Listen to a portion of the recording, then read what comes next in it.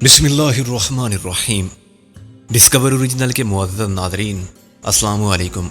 اب کس نمبر 626 ملاحظہ فرمائیں۔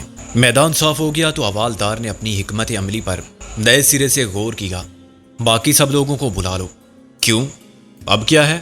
کمار بولا، میں ایک نظر دیکھنا چاہتا ہوں سب کو، کل کو کوئی ایسی ویسی بات ہوئی تو الزام مجھ پر نہ آ جائے۔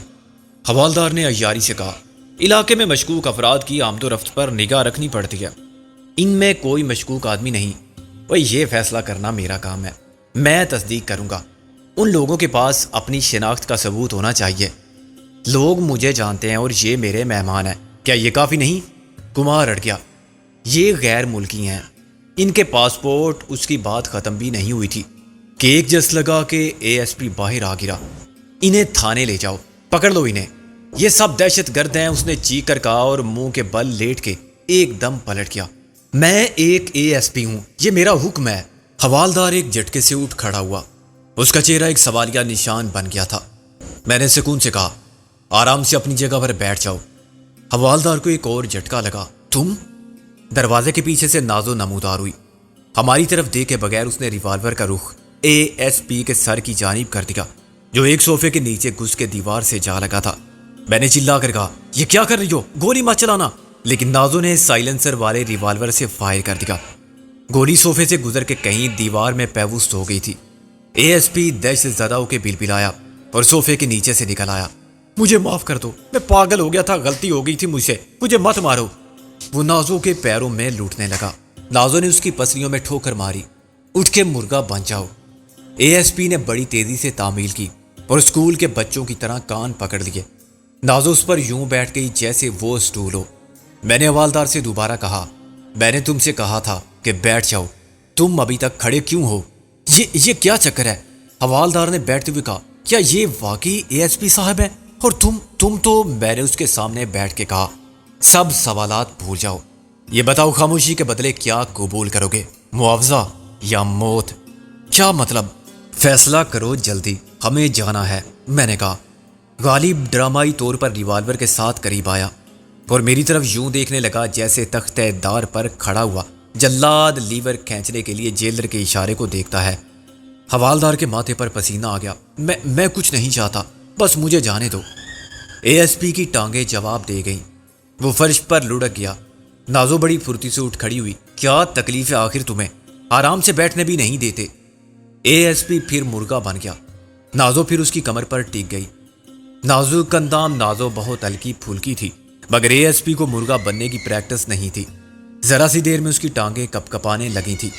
یہ سب ذلت وہ ایک جذباتی غلطی کا کفارہ ادا کرنے کے لیے برداشت کر رہا تھا، جب اسے اپنے اعصاب پر قابو نہیں رہا تھا، اور کامیابی کے امکانات شمار کیے بغیر اس نے رہائی حاصل کرنے کی ایک اہم خانہ کوشش کی تھی۔ نازو نے جان بوجھ کے اسے نشانہ نہیں بنایا تھا۔ گولی اس کے شانے کو چھوتی ہوئی گزری تھی، مگر وہ سمجھ رہا تھا کہ اتفاق یا خوش قسمتی کے باعث اس کی جان بچ گئی۔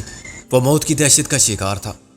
حوالدار شاید دل ہی دل میں اس لمحے کو کوس رہا تھا جب وہ بے وقوفوں کے ایک دستے کی کمان کرتا قانون کی بالادستی قائم رکھنے کے لیے اس گھر میں داخل ہوا۔ سارے بے وقوف جو چشمدید گواہ ہو سکتے تھے اسے تنہا چھوڑ کر رخصت ہو گئے۔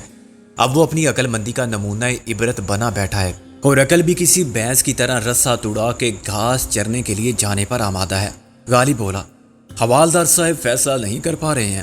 نازو نے کہا، چلو فیصلہ تم کرو، وقت ضائع ہو رہا ہے۔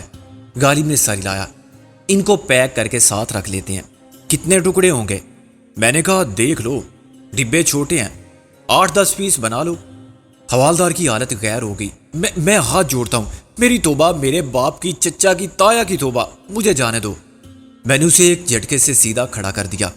جو کچھ تمہاری جیب میں ہے خود ہی نکال کے میز پر ڈال دو، مجھے رحم آ گیا ہے تم پر۔ اس نے کانپتے ہاتھوں سے ہر جیب خالی کر دی۔ دیکھ لو، اور کچھ نہیں ہے۔ میں نے غالب سے کہا، یہ کاغذات اٹھا کے چیک کرو، اس کا نام پتہ کچھ ہے یا نہیں؟ غالب نے شناختی کارڈ دیکھ کے سر ہلایا۔ تمہارا رہائشی پتہ یہی ہے یا بدل گیا ہے؟ یہ پرانا پتہ ہے، میں اب سسرال میں رہتا ہوں۔ حوالدار اتنا خوفزدہ تھا کہ رضاکارانہ طور پر سب بتا رہا تھا۔ اچھا، خیر سے گھر داماد ہو، اس کاغذ پر پتہ لکھو، اپنے سسر کا نام لکھو، سالوں اور بہن بھائیوں کے نام پتے سب لکھ دو۔ وہ کیا کرتے ہیں؟ غالب نے اسے قلم پکڑایا۔ میں نے غالب سے کہا تم فٹافٹ جاؤ اور تصدیق کر کے واپس آؤ۔ حوالدار کا ہاتھ لرز رہا تھا۔ یہ سب کیوں لکھوا رہے ہو مجھ سے؟ صرف اسی شرط پر چھوڑا جا سکتا ہے تمہیں کہ تم کوئی بات غلط نہ کہو۔ ایک بھی جھوٹ بولا تم نے تو پھر تمہیں کوئی نہیں بچا سکے گا۔ ہم تمہارے ٹکڑے الگ الگ ڈبوں میں ڈال کے تمہارے عزیز رشتہ داروں کو بھجوا دیں گے۔ وہ تمہیں دوبارہ سنبھل کر کے تمہارا کریا کرم کریں یا تمہارے اجزائے ترکیبی کو گٹر میں ڈال کے اپنی جان چھڑائیں، یہ ان کی مرضی۔ حوالدار بھوں بھوں کر کے رونے لگا۔ بھگوان کے لیے مجھ پر دیا کرو، میں کچھ نہیں کہوں گا کسی سے، کبھی نہیں کہوں گا۔ میں نے نرمی سے کہا یہ نام پتے ہم صرف ضمانت کے لیے ساتھ رکھنا چاہتے ہیں، کہیں بعد میں تم پر بہادری کا بھوت سوار ہو جائے یا تمہیں غلط فہمی ہو جائے کہ قانون کی طاقت کے ساتھ تم ہم سے پھر پنگا لے سکتے ہو، تو تمہارے سارے خاندان کو اس کا خمیازہ بھگتنا پڑے گا۔ جو بھی لکھو انگریزی میں صاف صاف لکھنا۔ ہم کسی کو بھی اٹھا لیں گے اور اس کے 8 پیس سرجنٹ میل سے روانہ کر دیں گے، غالب نے کہا۔ اے ایس پی پھر گرا۔ نازو نے اسے بالوں سے پکڑ کر کھینچا اور اس کے چیخنے کی پرواہ کیے بغیر مقابل کی دیوار پر دے مارا۔ وہ ٹکرا کے واپس آیا تو نازو نے اسے پاؤں سے ایسے اٹھا لیا جیسے کھلاڑی فٹ بال کو اٹھاتے ہیں۔ اس کا ہاتھ پکڑ کے گھمایا اور حوالدار پر پھینک دیا۔ حوالدار نے حقیقی زندگی میں ایسا بھیانک تماشا پہلے کب دیکھا ہوگا؟ اس کے لیے اپنی آنکھوں پر یقین کرنا مشکل تھا کہ جو کچھ وہ دیکھ رہا ہے کسی ڈراؤنے خواب کا حصہ نہیں ہے۔ اب جو کچھ اس کے کان سن رہے تھے فریب سماعت کا نتیجہ نہیں ہے۔ غالب کتی بے نیازی کے ساتھ ریوالور سے کھیلتا رہا اور ٹہلتا رہا، جیسے اس کے لیے نہ کوئی بات غیر معمولی ہے نہ دلچسپ، بلکہ وہ ایسی باتوں کا عادی ہے۔ اب میں نے اے ایس پی کو نازو کی طرف پھینک دیا، کسی مردہ کتے کی لاش کی طرح۔ وہ نیم جاں ہو چکا تھا اور اس کی شکستہ حالی کا نظارہ حوالدار کو قائل کرتا تھا کہ ہم کتنے شفاق اور خونی لوگ ہیں۔ اسے لے جاؤ اور پیک کر دو، میں نے سکون سے کہا۔ نازو نے کہا یس باس، کتنے پیس کروں؟ ہر بات مجھ سے مت پوچھو، کچھ اپنی عقل بھی استعمال کرو، میں نے گھرا کر کہا۔ کام صفائی سے ہونا چاہیے، کہیں کوئی نشان باقی نہ رہے۔ اے ایس پی چلایا، پرماتما کے لیے نازو سے گھسیٹ کر لے گئی۔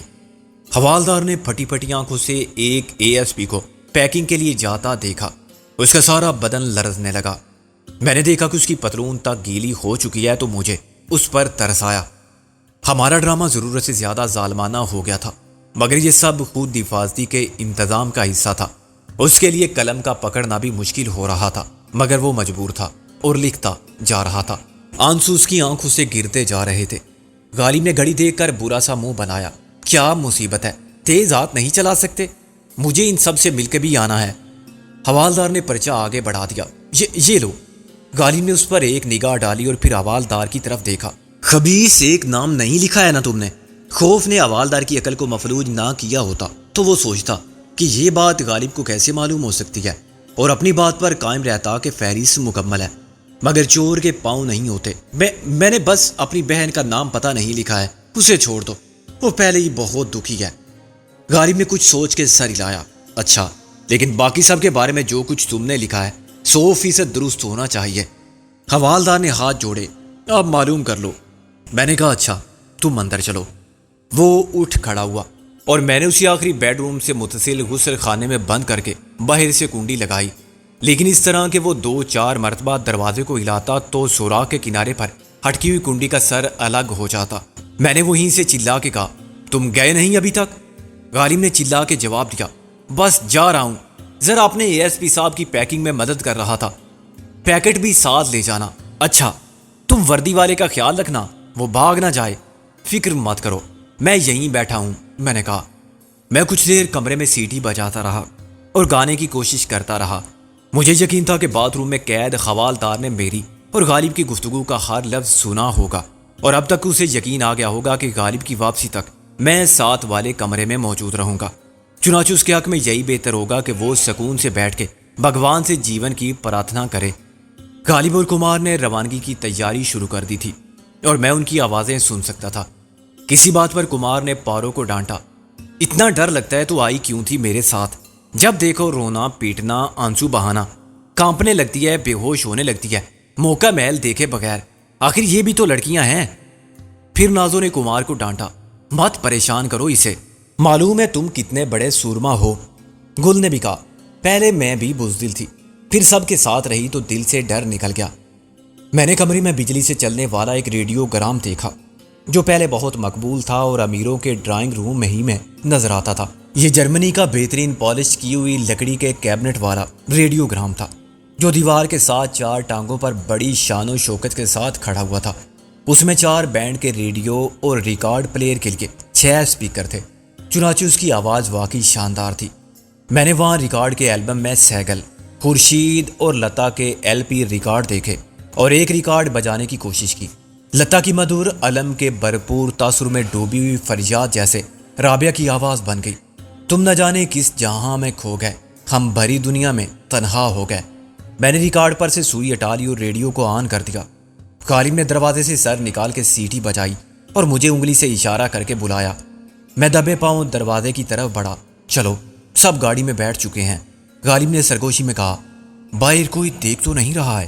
نہیں، میں کھڑکی سے باہر نکلا تھا، پھر نازو نے کھڑکی اندر سے بند کر دی۔ غالب نے کہا پھر تم اندر کیسے آئے؟ جیسے کل آئے تھے، گاڑی پیچھے کھڑی ہے، کمار آگے سے گھما کے لے آیا ہے۔ غالب نے کہا حوالدار کا کیا بنے گا؟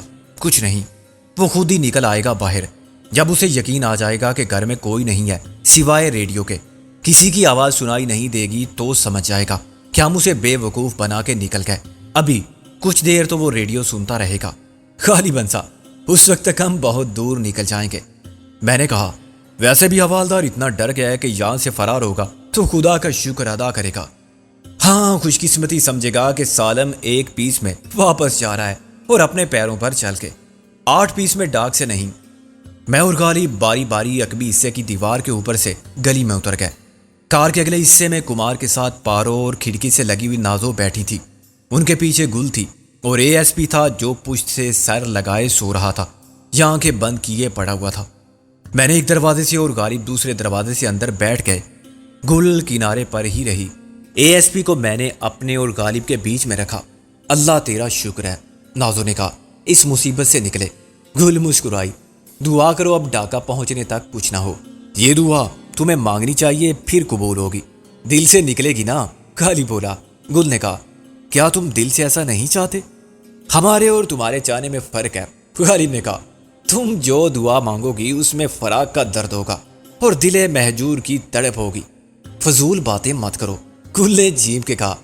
بالکل صحیح عرض کر رہا ہوں میں۔ اس وقت صورتحال یہ ہے کہ لاہور پہنچنے کی دعا میں اسپیشل اثر اپنے سکندر صاحب ڈال سکتے ہیں۔ ڈھاکہ پہنچنے کی درخواست برائے خصوصی توجہ تم دو گی تو میرٹ پر قبول ہوگی۔ میں یا نازو کہیں بھی جا سکتے ہیں، ایسے ہی کمار پارو ہیں۔ تمہیں خوش فہمی ہے کہ میں ہر جگہ تمہارے ساتھ جا سکتی ہوں، نازو نے کہا۔ مثلاً پاگل خانے نہیں جا سکتی میں۔ بالکل ٹھیک، دوبارہ کون جاتا ہے لوٹ کر اپنے ماضی کی طرف، غالب نے کہا۔ اور تمہیں وہاں سے نکالا ہی میں نے تھا تو واپس کیسے لے جا سکتا ہوں؟ جہنم میں بھی اکیلے جاؤ گے تم، نازو نے بنا کر کہا۔ یہ بھی کسی حد تک ٹھیک ہے، جب میں جاؤں گا تو تم وہاں پہلے سے بیٹھی ہوگی، گھونگھٹ نکالے، لال جوڑا پہنے۔ گلو اور پارو نے کھی کھی کر کے ہنسنا شروع کیا تو غصے اور خفت سے نازو کا چہرہ لال پڑ گیا۔ فائدہ مت اٹھاؤ پیچھے بیٹھ کے۔ فائدہ؟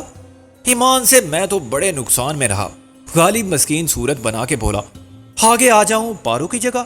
نازو نے ہاتھ پیچھے کی طرف گھمایا مگر غالب نے سر جھکا کے اپنے آپ کو بچا لیا۔ کسی قصور کے بغیر جامپڑ ASP کے پڑ گیا۔ وہ چونک کر ہم سب کی طرف مظلومیت سے دیکھنے لگا۔ ہم سب ہنس رہے تھے۔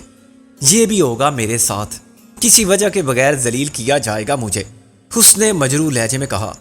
میں نے کہا سوری، اس کا نشانہ غلط ہو گیا۔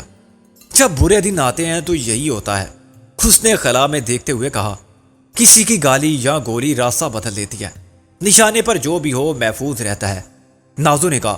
اب بلا وجہ فلسفہ مت بولو، غلطی مجھ سے ہوئی تھی، میں معافی چاہتی ہوں۔ ASP ایک خوشگوار حیرانی میں مبتلا ہو گیا۔ تم بھی عجیب لوگ ہو، مجھے اپنے بارے میں بتاؤ، آخر یہ سب کیوں کر رہے ہو؟ کیا حاصل ہوا ہے اب تک تمہیں؟ اب تک؟ میں نے کہا حاصل کچھ نہیں ہوا، گنوایا بہت کچھ۔ تم جان کے کیا کرو گے؟ یہ ٹھیک ہے کہ تم نے جبر کیا اور جان بچانے کے لیے میں نے تمہاری ہر بات مانی، وہ بولا، لیکن آہستہ آہستہ میں یہ سمجھنے لگا ہوں کہ تم کیا ہو۔ تم جنونی ہو، کسی بھی مقصد کے اصول کو ایک پاک فریضہ بنا لینے والے لوگ۔ ہم قانون کی نظر میں مجرم ہیں، غالب نے تن سے کہا۔ قانون کو تم مجھ سے زیادہ نہیں جانتے، میں تمہیں مجرم نہیں سمجھ سکتا۔ اس نے نفی میں سر ہلایا۔ کیوں؟ تم کیا کر رہے ہو؟ نہ ڈاکے ڈال رہے ہو، نہ قتل کرتے پھر رہے ہو بے گناہوں کو دولت کے لیے، حالانکہ تمہارے لیے یہ کام بہت آسان ہے۔ وہ بولا، مجھے اختلاف ہو سکتا ہے تمہارے جذبات سے، کیونکہ ہمارے درمیان سیاسی اور مذہبی منافرت کے فاصلے ہیں، لیکن اپنی اپنی جگہ تم بھی ٹھیک ہو اور میں بھی ٹھیک ہوں۔ سچ کے دورے معیار نہیں ہو سکتے، ہوتے ہیں، دنیا میں ہوتے ہیں۔ اس نے اصرار کے ساتھ کہا، امریکی جو ویتنامی گوریلوں کو ہلاک کر رہے ہیں انہیں دہشت گرد اور تخریب کار کہتے ہیں۔ جو گوریلوں کے ہاتھوں مارے جاتے ہیں ان کے لیے کہا جاتا ہے کہ بہادری سے ادائے فرض پر قربان ہو گئے۔ خود تمہاری خبروں میں کہا جاتا ہے کہ اتنے بھارتی ہلاک ہوئے اور اتنے مجاہد شہید۔ آکاش وانی اس کے برعکس بتاتا ہے۔ یہ بات تو محض جذبات کی ہے، میں تمہارا نقطۂ نظر سمجھنا چاہتا ہوں، اس سے تمہارے خیالات نہیں بدلیں گے۔ ہاں مجھے معلوم ہے، مگر ایک دوسرے کے نقطۂ نظر کو سمجھنے سے بھی بڑا فرق پڑتا ہے۔ وہ بولا، میں تمہاری خوشنودی حاصل کرنے کے لیے تمہیں بے وقوف بنانے کی کوشش نہیں کروں گا۔ مجھے واقعی تمہارے بارے میں زیادہ معلوم نہیں، تجسس ضرور ہے۔ باتیں کرتے رہنے سے راستہ کٹ جائے گا اور اعتماد ہوگا تو کشیدگی کم ہوگی۔ میں نے اسے غور سے دیکھا۔ آخر مجھے کیا ضرورت ہے تم پر اعتماد کرنے کی؟ تم تو میرے دشمن ہو۔ اس کا چہرہ اتر گیا۔ اس نے پھر آنکھیں بند کر لیں اور سر پیچھے ٹکا کے خاموش ہو گیا۔ کمار کلکتہ کے راستوں سے آشنا تھا۔ گاڑی انسانوں کے ہجوم، بازاروں اور سڑکوں کے ازدحام، ٹریفک کے سیل، رواں اور شور کے درمیان اپنا راستہ بناتی تیزی سے بڑھتی چلی جا رہی تھی۔ مضافات کے ایک پمپ سے کمار نے پیٹرول لیا اور ٹینک فل کرا لیا۔ کلکتہ کے مضافات کی کوئی حد نہیں۔ 1 کروڑ سے زائد انسانوں کو اپنی بے کراں وسعت میں سمیٹ لینے والے اس شہر نے بھی اپنی کم مائیگی اور کوتاہ دامنی کا اعتراف کر لیا تھا۔ کارخانوں، ملوں، فیکٹریوں، ورک شاپوں، کاروباری اداروں، دفتروں اور دکانوں، کھوکھوں، ریڑھیوں اور غیر قانونی اور غیر اخلاقی دندوں کے باوجود اس کی آدھی آبادی بھوک اور فاقہ کشی کے چنگل میں تھی۔ ان کے لیے روزگار نہ تھا اور اس سطح پر بھی کوئی کام نہیں تھا جہاں آدمی اپنی عزت نفس، ڈگری، انسانیت کو بھول کے بھی کچھ کما سکے۔ محنت کا کوئی مول نہیں تھا، لیکن مجبوری کی قیمت تھی۔ پورے خاندان کھلے آسمان کے نیچے کسی فٹ پاتھ پر پڑے رہنے کا حق حاصل کرنے کے لیے بھاڑے دار کو بھاڑا اور پولیس کو بھتہ دیتے تھے، مگر دوسری طرف 5 اسٹار ہوٹلوں سے عالی شان محلوں تک ہر روز ہزاروں عشرت قدوں میں رات جاگتی تھی۔ جگمگاتے فانوس بے حسی عصمتوں کے چراغوں کو بجھا دیتے تھے۔ صبح مٹھی میں ایک نوٹ دبا کے لوٹنے والی عورت اپنے پیٹ کی اور اپنے پیٹ سے جنم لینے والے بچوں کی بھوک کا سامان مہیا کرتی تھی، یا کسی معذور شوہر، بیمار باپ اور نشہ کرنے والے بھائی کے لیے اپنے جسم کو زندہ رکھتی تھی تاکہ وہ رات کو پھر قتل ہو سکے۔ سوکھی روٹی کھا کے نل کا پانی پینے والے مزدور سارا دن رکشہ کھینچتے تھے، بٹھی جھونکتے تھے اور پتھر کو کوٹتے تھے تو خون تھوکنے لگتے تھے، لیکن ان کے لیے کسی سرکاری ہاسپٹل میں رنگین پانی تک نہ تھا۔ معصوم بچے ہر راہگیر کے سامنے ہاتھ پھیلاتے تھے اور پھر کوڑے کچرے میں کھانے کے لیے تلاش کرتے تھے۔ یہ مناظر دیکھ دیکھ کر پہلے میری روح کانپ اٹھتی تھی اور مجھے اپنے انسان ہونے پر شرمندگی کا احساس کچوکے دیتا تھا، مگر رفتہ رفتہ میں بھی بے حسی کا شکار ہو گیا تھا۔ ممبئی سے کلکتہ تک کروڑوں انسانوں کی زندگی کا ایک ہی انداز تھا۔ میں نے اپنے لیے اس خیال میں پناہ تلاش کر لی تھی کہ انسان خود ہی انسانیت کی تذلیل کے ذمہ دار ہیں۔ جو محلوں کے خواب دیکھتے ہیں اور فٹ پاتھوں پر بچے پیدا کرتے ہیں، کیوں نیلام کرتے ہیں وہ اپنی مجبوریوں کا، اور کیوں یہ استحصال کی بنیادیں مضبوط کرتے ہیں؟ ایک روٹی کو عزت پر ترجیح کیوں دیتے ہیں؟ وہ خودی کو بلند کیوں نہیں رکھتے؟ جہاں یہ عبرت کا مقام تھا وہیں شکر کا بھی کہ میرے وطن میں ہزار خرابیاں دیکھنے والوں نے بھی کراچی یا لاہور کی کسی فٹ پاتھ پر زندگی کی یہ رسوائی نہیں دیکھی ہوگی۔ غربت، افلاس کی سنتہا کا یہ تصور ابھی وہاں ناپید ہے۔ خاندانوں کو ایک چھت کا سایہ ضرور میسر ہے، خواہ وہ کسی جھگی کی چھت ہو یا کچے گروندے کی، اور کھانے کو ایک وقت کی روکھی سوکھی ضرور ملتی ہے، مگر عزت کے ساتھ۔ کار سڑک پر دوڑتی جا رہی تھی اور میں خیالات کے صحرا کی باد سوم میں کسی تنکے کی طرح اڑ رہا تھا۔ سڑک پر آگے پیچھے سینکڑوں گاڑیاں رواں دواں تھیں، کناروں پر سائیکلوں اور رکشاؤں کی قطاریں چل رہی تھیں اور آدھے ادھورے لباس میں سوکھے کالے جسموں والے مرد اور عورتیں ننگے پاؤں چل رہے تھے۔ وقفے وقفے سے فوجی گاڑیاں گزرتی جا رہی تھیں تو وہ سہم کر اور دور ہو جاتے تھے۔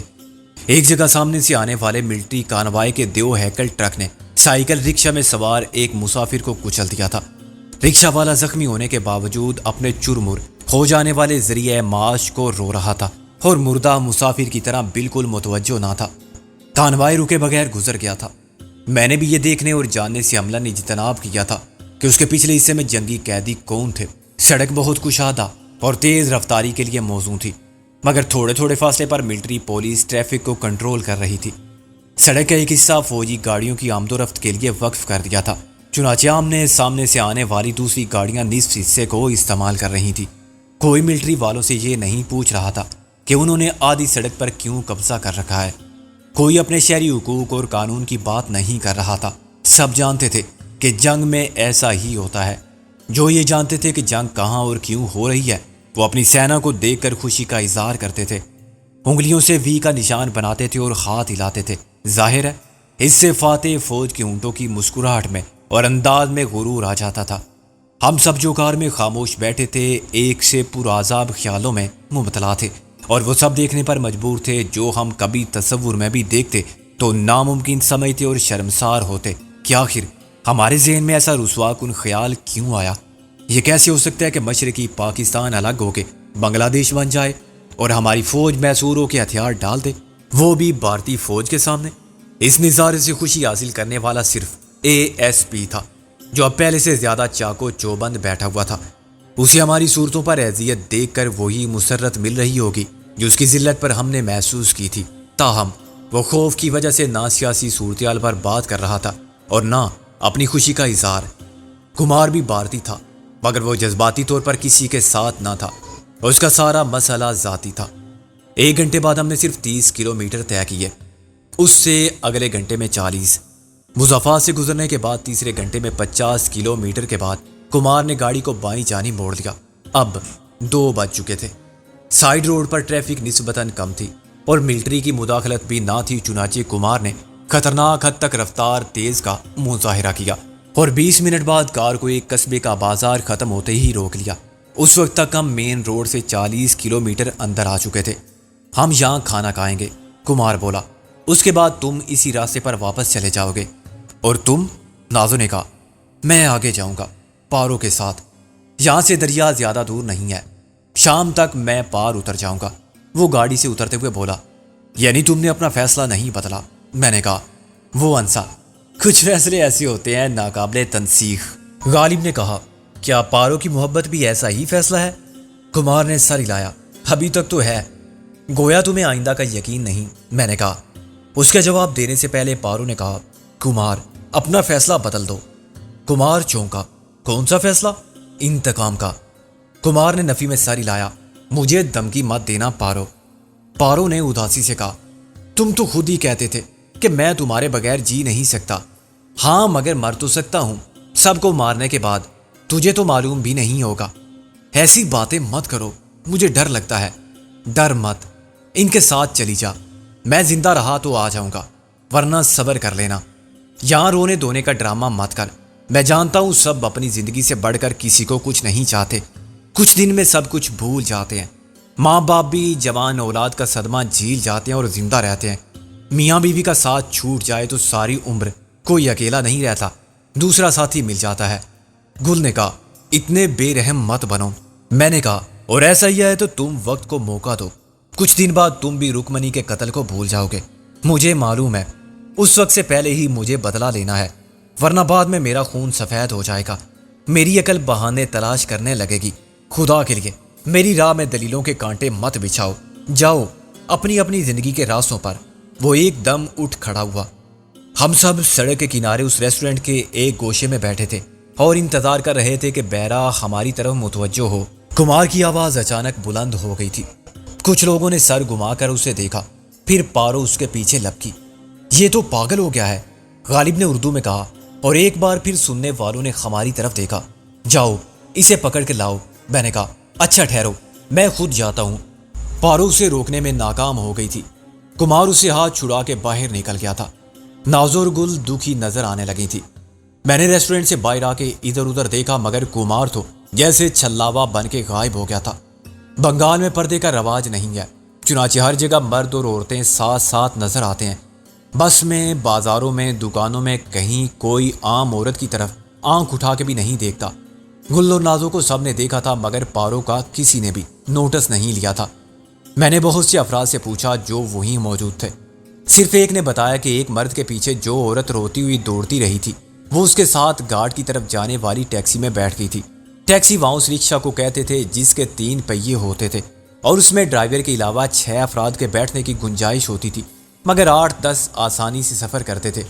میری اردو اور میرا لب و لہجہ ایک منفی اور ناپسندیدہ رد عمل کو جنم دیتا تھا۔